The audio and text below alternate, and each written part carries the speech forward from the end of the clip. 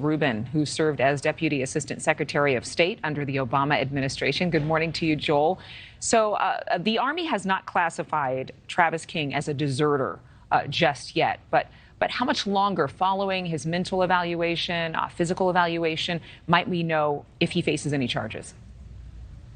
Well, Adrian, it's great to be with you to discuss this. This is such a unique case that clearly there's no roadmap for how to proceed, but there are some guideposts. And the big guideposts are that after the evaluation, the Army is going to have to look at his case overall. Remember, he was incarcerated in South Korea, and then he fled. And that's why he went to North Korea. So there's a whole backstory to his decision to go to a country that's like a gulag.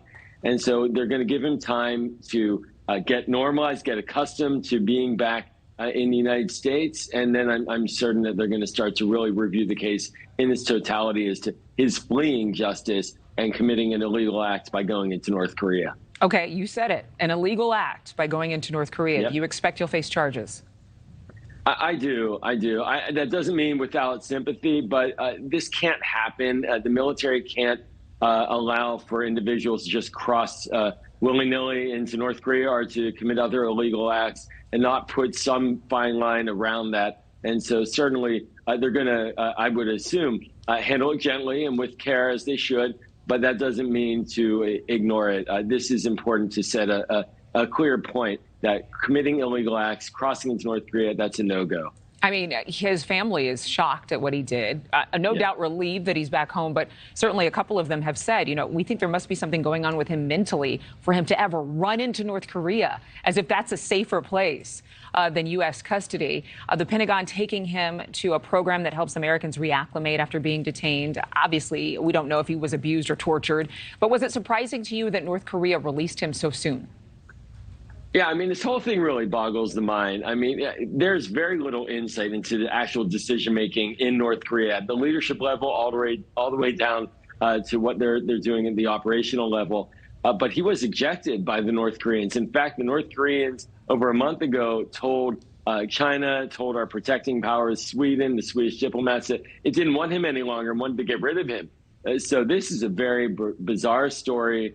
And clearly getting clarity from him and his state of mind, that is imperative. North Korea obviously didn't want to have anything to do with holding on to this soldier and decided it just wasn't worth it. Yeah, and what you're saying is kind of what a lot of Americans might have been feeling, like, oh, well, he must have been worthless to them in terms of any advantage to holding him custody.